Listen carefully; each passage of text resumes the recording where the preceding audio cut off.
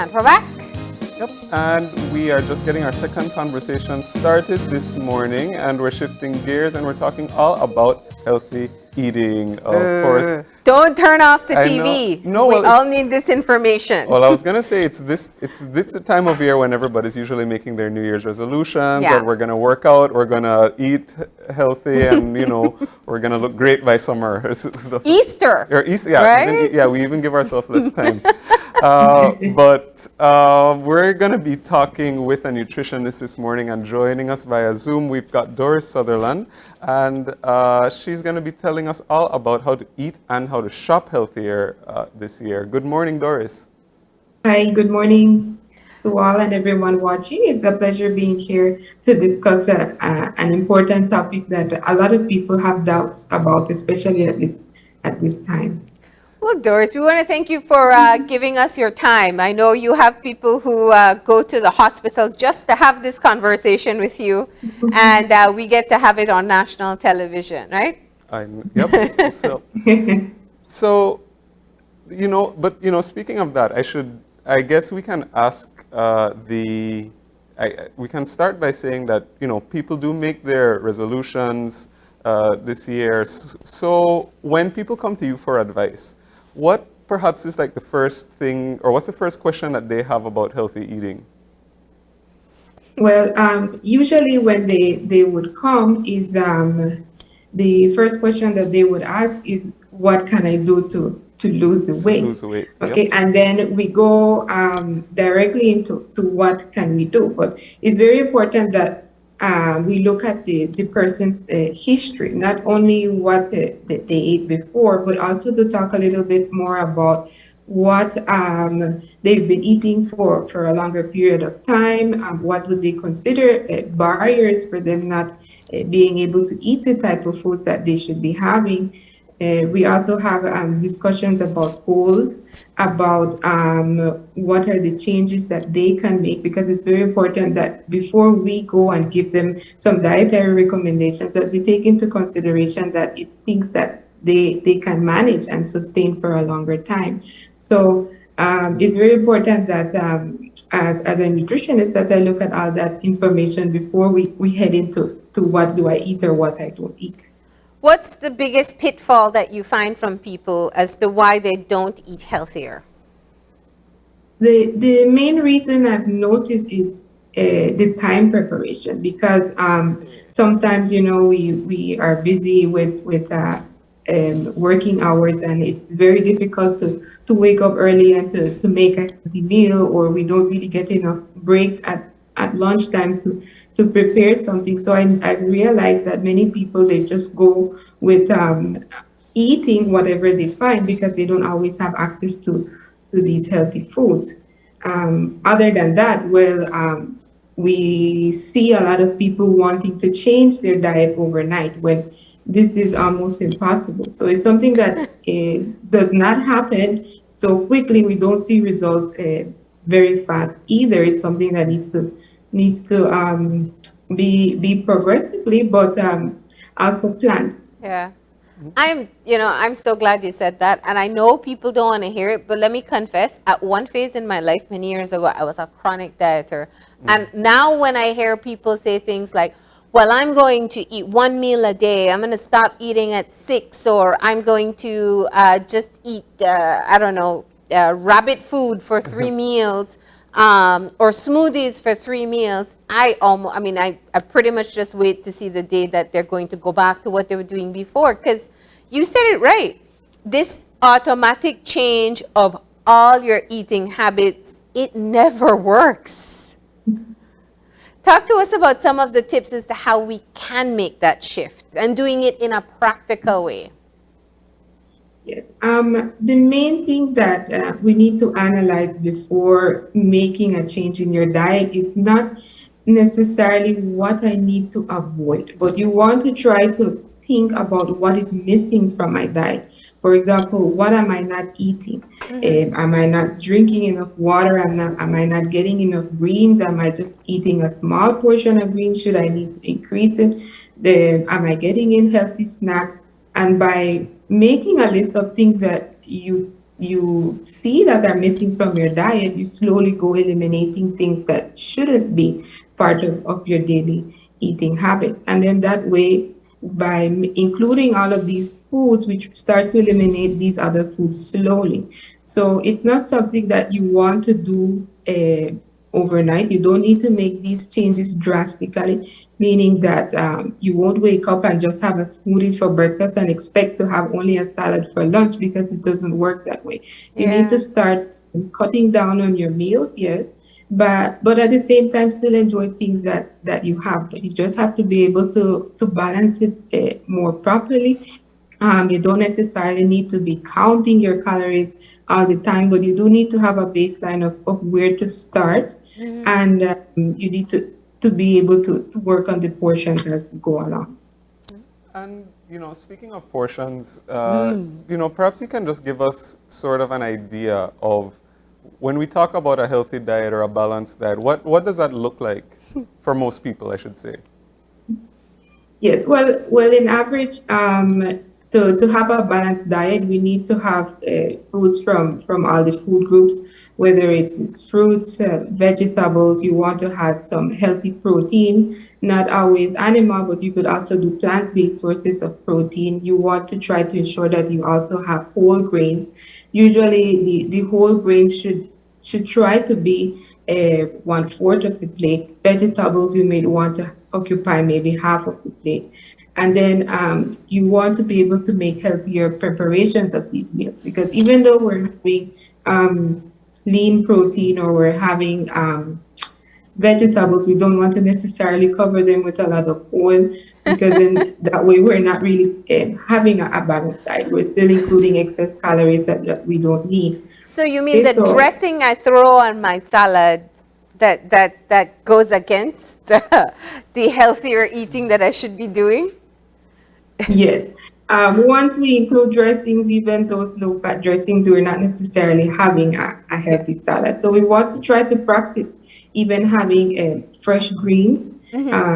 You could do this easily by just mixing them with eggs, including them in sandwiches, or maybe even including them in a smoothie if you're not used to having these things every day. Yeah. But we have to find ways in how to include more greens. We can't expect to lose weight or go on a healthy balanced diet without including vegetables in our foods. And do you find that is probably the component of the diet that's most lacking among the people that you see, like not enough vegetables?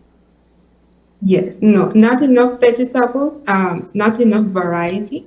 And notice too that the continuous use of the same vegetables every time, which leads them to stop having them, because what you need to do is to try to switch them up every week. Because if you do the same vegetables every day, the same fruits, then at the time it's expected that you don't want to have them anymore. Yeah. So yes, not enough variety and quantity. All right. So going back to what you said, half the plate is vegetables, a quarter is your grains, and the other quarter is your protein.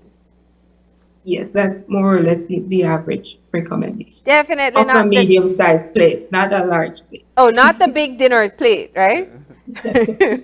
So they should stop selling those. If we're not supposed to eat that size. So basically, or typical rice and beans is half rice, quarter salad. That's, if it's potato, hopefully it's green, and then quarter meat. So that's off balance. That's not the right proportion. No.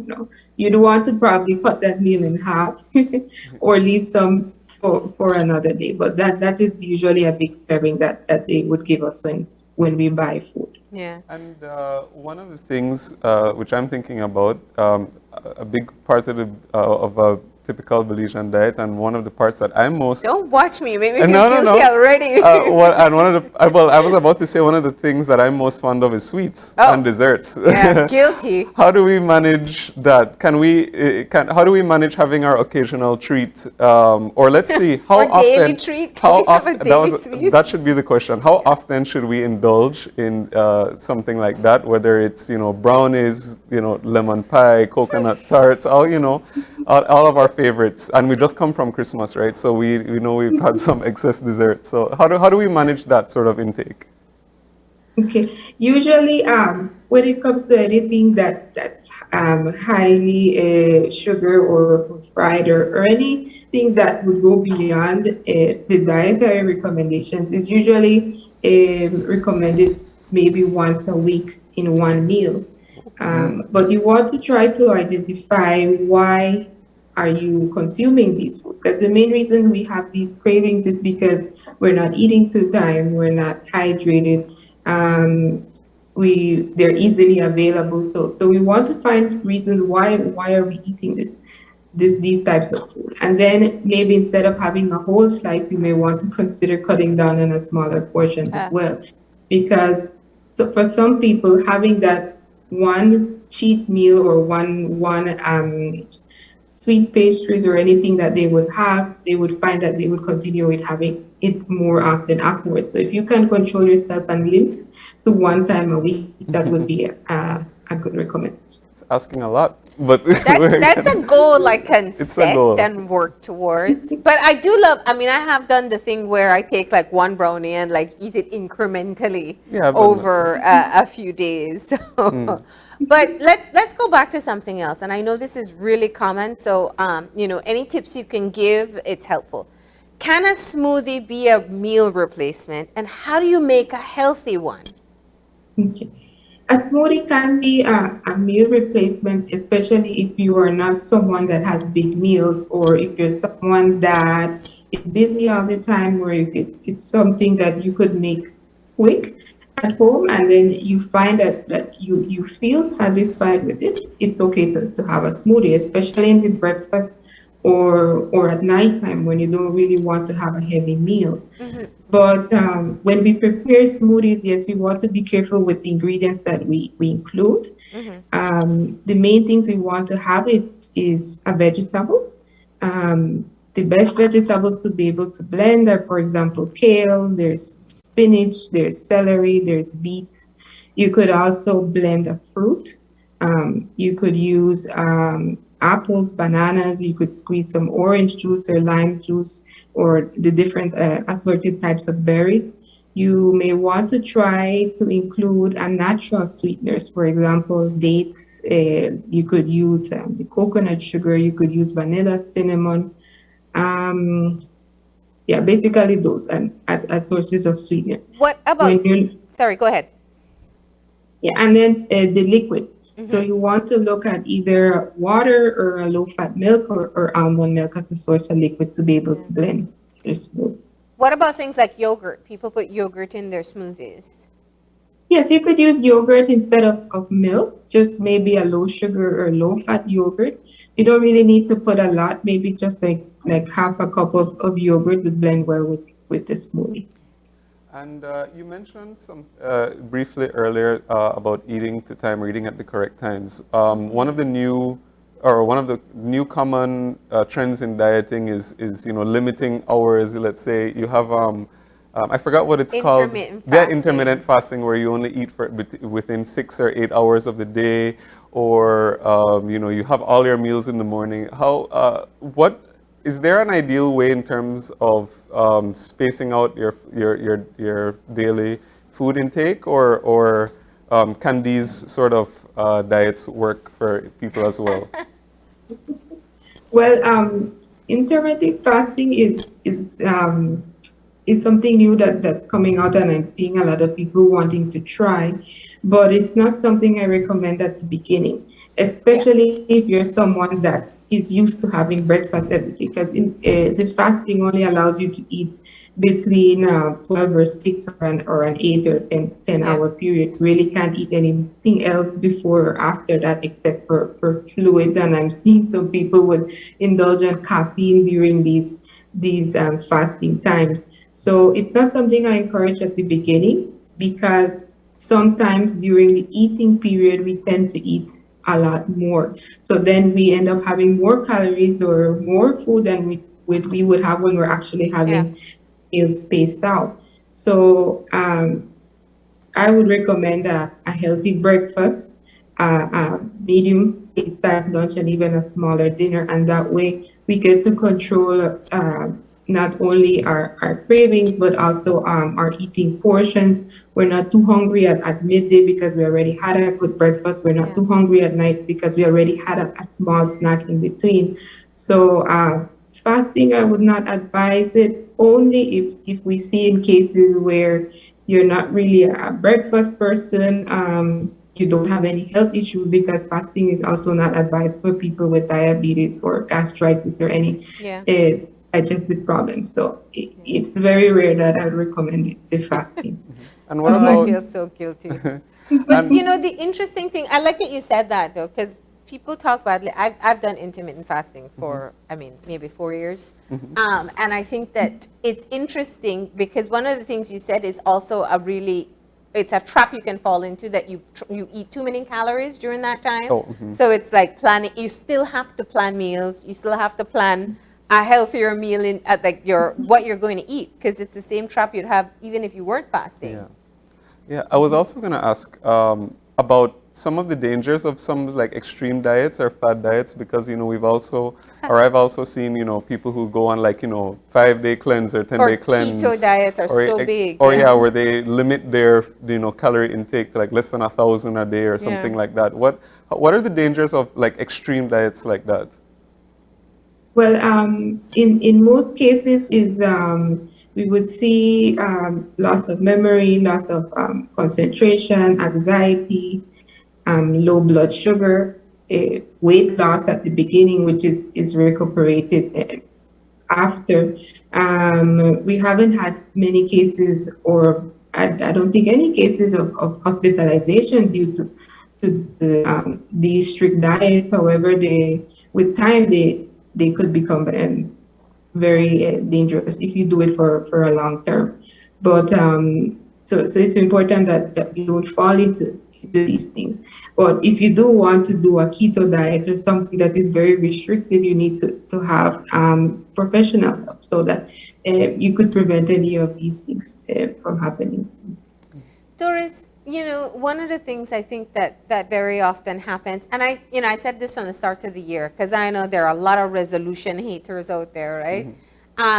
I say kudos to anyone who wants to improve any part of their life. And if that improvement means healthier eating, then it's just about being able to give them tools and tips on how to do so.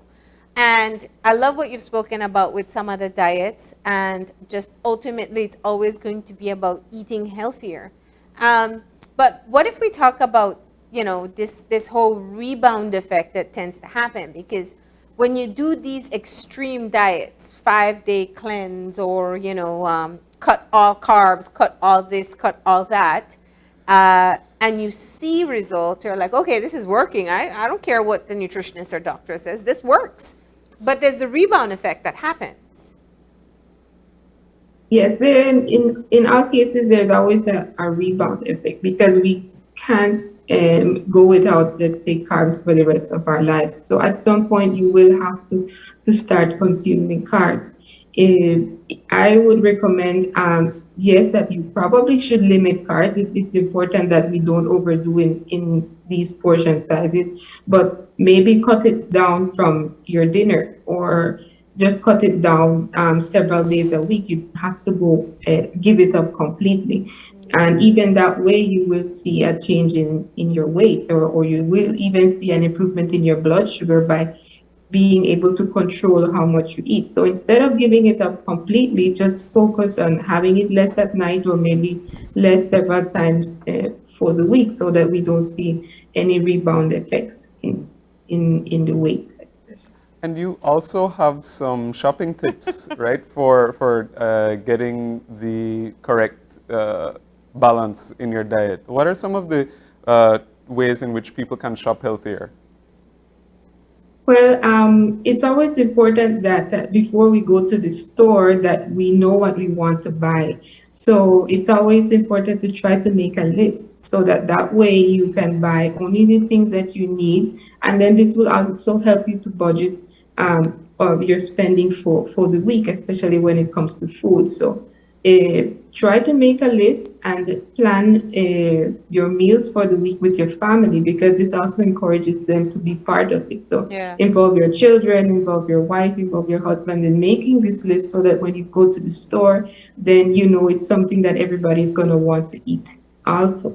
So when you're in the grocery store, try to buy only what you're going to have for the week, because most times, especially when it comes to perishable items, if we overbuy them, then we end up throwing them away. So we want to make sure that we get the right amount for the week. Another thing we could try to practice is to read the nutrition labels. A lot of times we would buy a lot of products without knowing exactly what we're consuming in them. So trying to compare, let's say, milks or cereals, and let's try to identify products with less sugar, less fat, or even less salt, which is sodium in the label. We could try to cut down on some of these things as well. Okay, and then always buy things that are considered more whole grains, or things that are labeled multi-grain, Yeah. so that we can also get enough fiber from our foods. Nice. All right, Doris. Well, I think that's a quite a bit of information for us to soak in this morning, and definitely can lead us back on the right track. Looking at things like portion control, not going on crazy diet trends, planning for healthy meals, and shopping with a plan in mind as well. Of course, you do provide tips on your social media as well. Let people know how they can find you. Yes, right now I'm mostly working on Instagram. If you go on my Instagram, greenlife.ds, you will see that I share a lot of food information, a lot of recipes where you could follow at home, and they're very easy, quick recipes that you could prepare for your days and for the week. All right. Well, Doris, thank you so much for the tips.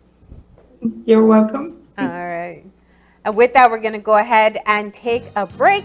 When we come back, Gavin, everybody's looking to be able to sell products and services that they have available. Our next guest is talking about a platform where she offers a service for you to sell your service. So we're going to find out more about Gig.bz